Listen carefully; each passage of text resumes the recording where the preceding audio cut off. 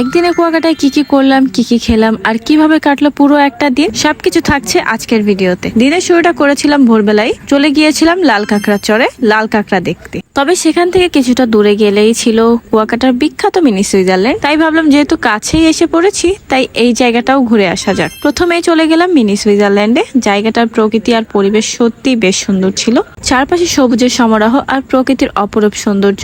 দূর থেকে দেখলে মনে হবে যেন এটা দেশের কোনো পর্যটন স্পট নয়, বরং ইউরোপের কোনো সুন্দর গ্রাম অঞ্চলে চলে এসেছি। যেহেতু এখানে বাইক ভাড়া করেই আসতে হয়, তো তারা বেশিক্ষণ দেয় না এখানে থাকার জন্য, তাই এখানে আর বেশিক্ষণ থাকিনি। এখান থেকে আমরা রওনা দিয়েছিলাম সমুদ্রের তীরের দিকে। আর সমুদ্রের তীরের দিকে যাওয়ার সময় আবার আমরা লাল কাঁকড়াগুলো দেখার চেষ্টা করছিলাম, কিন্তু কাঁকড়াগুলো আমাদের দেখলেই গর্তের ভিতরে চলে যাচ্ছিল। দূর থেকে বেশ কিছু কাঁকড়া দেখতে পেলেও ক্যামেরায় সেভাবে ক্যাপচার করতে পারিনি। এরপরে আমরা এলাম সমুদ্রের তীরে। সেখানে কিছুক্ষণ সমুদ্র সৈকতে পা ভিজালাম, হাঁটাহাঁটি করলাম আর বেশ খানিকটা সময় সমুদ্র উপভোগ করলাম। আর এখানের মজার ব্যাপার হলো, সমুদ্রের কাছে আসলে কিছু দরকার হয় না, চুপচাপ দাঁড়িয়ে থাকলেও ভালো লাগে। আর যখন ঢেউগুলো বারবার পায়ের কাছে এসে ফিরে যাচ্ছিল, তখন এমনিই ভালো লাগছিল। আর এভাবেই কিছুক্ষণ সমুদ্রের সঙ্গে সময় কাটালাম আর সুন্দর কিছু মুহূর্ত ক্যামেরাবন্দি করলাম। এদিকে দিগন্ত ছুঁয়ে উঠেছে সূর্য। আর এরপর আমরা আবার আমাদের গন্তব্যের পথে রওনা দেওয়ার সময় খুবই ক্ষুধা অনুভব হলো, তাই ফেরার পথে চোখে পড়লো কয়েকটি মাছের স্টল। সেখানে খিচুড়ি, ইলিশ মাছ ভাজা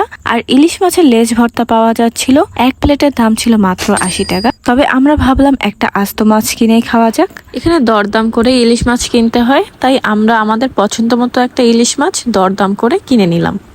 এরপর মাছটা আমাদের সামনেই পরিষ্কার করে কেটে ভেজে দিল। সঙ্গে বাসা থেকে নিয়ে আসা গরুর গোস্তটাও গরম করে নিলাম। তারপর শুরু হলো আমাদের খাওয়া দাওয়া। গরম গরম খিচুড়ি, ইলিশ মাছ ভাজা আর ইলিশ মাছের লেজ ভর্তা, তার সঙ্গে ছিল গরুর মাংস ভুনা। সমুদ্রের পাশে বসে এমন খাবারের স্বাদটা যেন সত্যি অসাধারণ ছিল। খাওয়া দাওয়া শেষ করে আবার রওনা দিলাম গঙ্গামতির চরের দিকে। কিন্তু সেখানে গিয়ে দেখলাম জোয়ারের কারণে জায়গাটা অনেকটাই সমুদ্রের পানিতে তলিয়ে গিয়েছে। তাই সেখানে বসে সমুদ্রের গর্জন শুনতে শুনতে বেশ খানিকটা সময় কাটিয়ে দিলাম। আর যেহেতু এসেছি, নিজের মতো করে একটু সময়ও কাটিয়ে নিলাম এখান থেকে।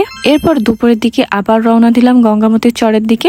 এখানে এসে দোলনা আর হ্যামকে বসে সমুদ্র দেখতে দেখতে সময় কাটাতে বেশ ভালোই লাগছিল। আর সঙ্গে ছিল ঠান্ডা ডাবের পানি, তাই একটু আরাম করে প্রকৃতিকে উপভোগ করছিলাম। এখানে এসে প্রথমেই যেটি ভালো লেগেছে সেটি হলো খোলা আকাশ, বালু চর আর সমুদ্রের অসাধারণ ভিউ। তাই এখানে বসে থাকতে আমার বেশ ভালোই লাগছিল।